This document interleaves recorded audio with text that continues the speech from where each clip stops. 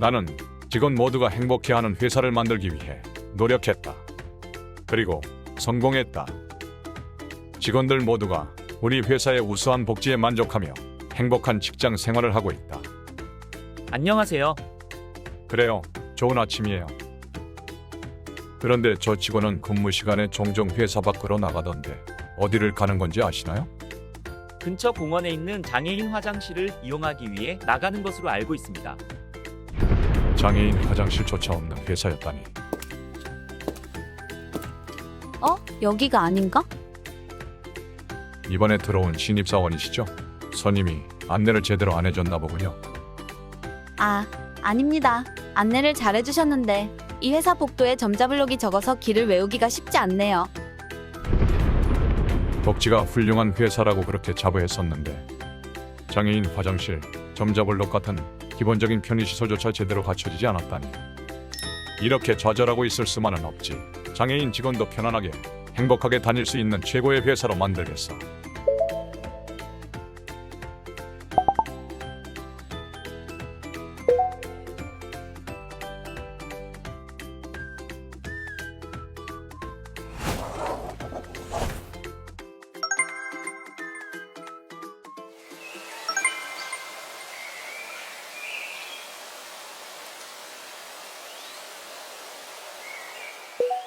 우리나라 장애인 고용법과 제도 및 향후 정책과제. 장애인 고용정책은 우리나라의 고용정책 발전 과정과 목적, 그 방향을 이해하는 데 토대가 됩니다. 따라서 직장 내 장애인 인식 개선 교육이 도입되게 된 취지를 비롯한 장애인 고용의 현재와 과제를 이해하는 것이 이번 시간에선 필요합니다. 장애인 고용정책의 의의. 흔히 장애로 인한 의학적 손상이나 기능적인 활동의 제약은 사회적 차별이나 배제와 같은 부정적인 환경과의 상호작용을 통해 발생하며 이는 장애인의 생산적인 활동이나 사회 참여를 제한하는 요인이 됩니다. 이러한 이유로 장애는 빈곤의 위험을 높이고 빈곤은 또다시 장애 발생의 위험을 높이는 악순환의 고리를 형성하게 됩니다. 따라서 장애인의 장애와 빈곤의 악순환 고리를 끊고 동등한 인격체로서의 사회적 지위를 확보하는 것이 중요한데요. 여기에 가장 효과적인 수단이 되는 것이 직업을 가지는 일입니다. 우리나라 헌법 제32조에서는 노동의 권리를 누구나 누려야 하는 사회적 기본권으로 규정하고 있습니다. 하지만 노동의 권리가 모두에게 보편적으로 보장돼 있지는 않은데요. 특히나 장애를 가진 사람이 직업 생활의 기회를 얻는 일은 상대적으로 제한적이고 현실적으로 어려운 편입니다. 15에서 64세 장애인 경제활동 상태 비교. 2009년 장애인 경제활동 상태 최신호를 살펴보면 경제활동 참가율, 실업률, 고용률이 각각 37.3%, 6.3%, 34.9%로 나타납니다. 이는 비장애인의 비율 64%, 4%, 61.5%와 큰 차이가 남을 알 수 있습니다. 심지어 근로하고 있는 장애인조차도 저임금의 영세 소규모 사업장이나 숙련도가 낮은 일자리에서 일하는 경우가 많아 고용의 질과 안정성에서 취약한 실정입니다. 장애인 고용제도. 다음은 장애인 고용제도에 관한 내용입니다. 장애인 고용정책은 할당 고용제도와 비할당 고용제도로 구별됩니다. 할당 고용제도는 사업주에게 일정 비율의 장애인 고용을 강제적으로 할당한다는 측면에서 의무고용제도로 불리기도 합니다. 비할당 고용제도의 대표적인 법적 제도는 장애인 차별금지제도인데요. 1. 할당 고용제도. 먼저 의무고용제도라고도 불리는 할당 고용제도는 장애인을 비장애인에 비해 불리한 입장에 있는 보호 대상으로 간주하고 정부와 기업이 공동으로 사회적 책임을 인식하여 강제 이행 수단을 통해 장애인 고용을 추진하는 의무고용제도입니다. 이는 정부와 기업이 일정 비율 이상의 장애인을 의무적으로 고용하도록 하고 이를 어기는 경우 부담금을 납부하도록 하는 제도입니다. 할당 고용제도는 제1차 세계대전 이후 독일, 오스트리아, 이탈리아, 폴란드, 프랑스, 장애를 입은 상여 군인에 대한 보상 차원에서 시작되었으며 제2차 세계대전 이후 상여 군인에서 점차 일반 장애인으로까지 확대 적용되었습니다. 2. 차별금지제도.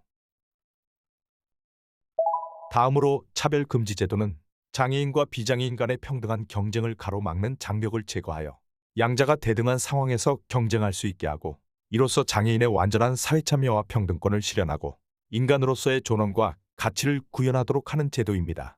기회와 고용의 평등을 지향하는 제도로서 장애인의 모든 생활 영역에서 장애를 이유로 한 차별을 금지하는 것이 핵심입니다.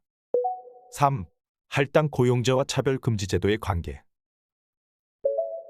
그렇다면 할당 고용제와 차별 금지 제도의 관계는 어떻게 될까요?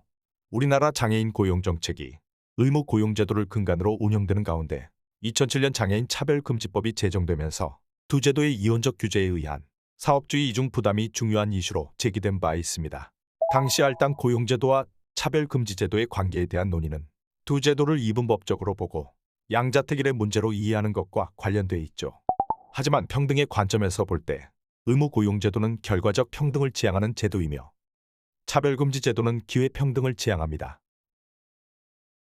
그런 점에서 장애인의 사회참여와 고용을 위해 결과적 평등과 기회의 평등을 동시에 추구하는 것은 모순되는 것이 아니므로 두 제도가 양립할 수 있다는 것이 법조계의 판단입니다. 할당 고용제와 차별금지 제도의 장단점. 다음 표에서 볼 수 있는 바와 같이 두 제도는 각각 장단점을 가지는데요. 궁극적으로 같은 목적을 지니지만 추구하는 이념이나 정책 수단을 달리하는 제도를 병행함으로 얻을 수 있는 효과는 각 제도가 가지고 있는 단점들을 상호 보완해 줌으로써 정책 대상자의 권리를 더 포괄적으로 보장할 수 있는 장점이 있습니다. 그럼 장애인 고용 부문에서 두 제도를 병행함으로써 얻을 수 있는 상호 보완적 효과는 무엇일까요? 할당 고용제도는 고용 이후 발생할 수 있는 장애를 이유로 하는 승진, 임금, 교육 기회, 복리후생 상에 있어서의 차별을 구제할 수 있는 수단을 가지고 있지 않습니다. 이는 차별금지제도를 통해 보완할 수 있는데요. 차별금지제도는 고용의 민주성을 중시하여 자격을 갖춘 장애인에 대한 차별을 금지하고 있습니다. 기회의 불평등으로 인해 충분히 직업적 잠재 능력을 키우지 못한 장애인들의 고용은 원천적으로 어려울 수 있습니다. 이 문제는 할당 고용제를 통해 보완할 수 있는 부분입니다.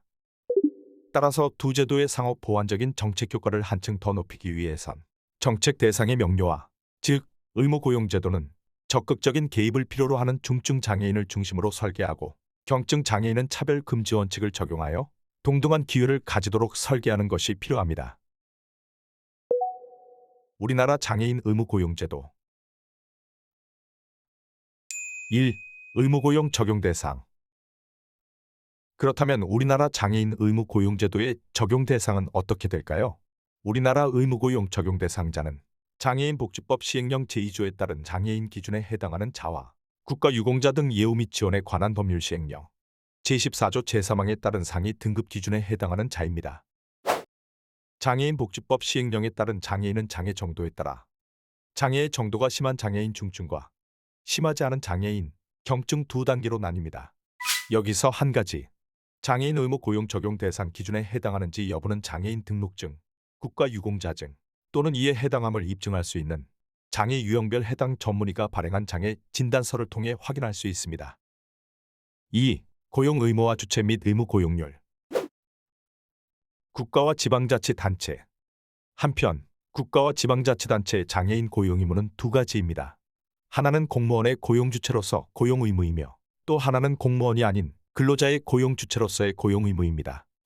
현행 장애인 고용 촉진 및 직업재활법은 장애인의 고용 의무를 국가와 지방자치단체의 고용 의무, 사업주의 고용 의무로 각각 규정하고 있습니다. 공무원이 아닌 근로자의 고용 주체로서 국가와 지방자치단체의 고용 의무는 사업주의 장애인 고용 의무 규정인 제28조를 적용받게 됩니다. 사업주. 다음은 사업주의 고용 의무에 대한 설명입니다. 고용 의무는 상시 50명 이상 근로자를 고용하는 사업주에게 적용됩니다. 건설업의 경우 상시 근로자 수 산정 시 원칙적으로 근로자 수를 기준으로 상시 근로자 수를 산정하며 예외적으로 상시 근로자 수를 공사실적액으로 산정할 경우 객관적이고 합리적인 사유가 있는 경우에 한하여 공사실적액으로 산정에 적용합니다. 공익을 목적으로 하는 사단법인과 재단법인, 종교를 목적으로 하는 종교법인, 교육을 목적으로 하는 학교법인 등도 근로자를 고용하는 하나의 사업주입니다. 앞으로의 정책 과제. 1. 정부 부문의 장애인 고용 의무. 공직사회가 인력 구성에 다양성을 확보하는 일, 즉 장애인 인력 구성의 폭을 넓히는 일은 더 책임감 있고 더 신뢰할 수 있는 공공 서비스를 제공하는 데 있어 중요한 의미를 갖습니다. 장애인 고용의 파급 효과가 크고 장애인 고용을 선도하고 솔선수범해야 할 위치에 있는 국회, 헌법기관, 교육청 등의 고용률이 다른 조직에 비해 현저히 낮은 점은 시급히 해결해야 할 과제입니다. 2. 기업 규모가 클수록 장애인 고용에 힘써야. 기업 규모는 고용의 질을 헤아려 볼 수 있는 중요 지표의 하나입니다. 대체로 기업 규모가 클수록 임금 수준이 높고 직원 복지가 잘 되어 있으며 직원의 자기 개발이나 자기 발전의 기회도 더 많이 가집니다. 기업 규모가 큰 기업에 근무하는 직원일수록 고용의 질과 안정성, 직장에 대한 만족도가 높게 나타나는 편입니다. 3. 중증 장애인 고용 확대해야. 국가가 시행하는 정책 수혜의 우선순위는 정책적인 수단이 동원되지 않으면 도움을 받기가 더 어려운 사람에게 집중되도록 하는 것이 원칙에 맞을 것입니다. 장애인 고용 정책도 자력으로 취업할 기회가 더 열려있는 경증 장애인보다는 그렇지 못한 중증 장애인이 더 많은 지원을 받을 수 있도록 해야 합니다. 지금까지 장애인과 고용에 대해 장애인 고용법을 근거로 알아보았는데요. 추가적으로 장애인을 채용한 사업주에게 지원되는 고용장려금 지급, 장애인 고용 환경 개선 지원 관련 등의 여러 지원 사항이 있으니 자세한 정보를 얻기 원하시면 한국장애인 고용공단 홈페이지 및 문의를 통해 상세한 정보를 얻으실 수 있습니다. 이상으로 4차시 직장 내 장애인 인식교육을 마치겠습니다. 감사합니다.